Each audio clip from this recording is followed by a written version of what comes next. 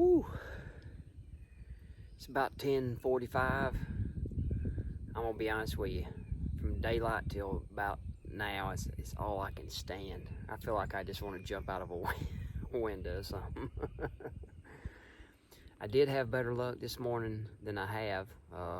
Saw two hens and a tom, and they're across the field from me, but at least I heard the hens yelping, and they was yelping back at me, but the tom never did gobble. But it's a start. So I never have really turkey hunted this place, so I'm kind of learning it. I got some ideas next time. I'm going to set up across the field in them little group of oaks over there. See if I can't, you know, ambush one. But this is the weekend of the big party, so I may go in the morning, but chances are I might not. There's going to be a lot of activity around here, so it's, you know, we'll just have to see. But I'm doing the best I can. I hope y'all enjoyed the video. I hope everybody has a great weekend.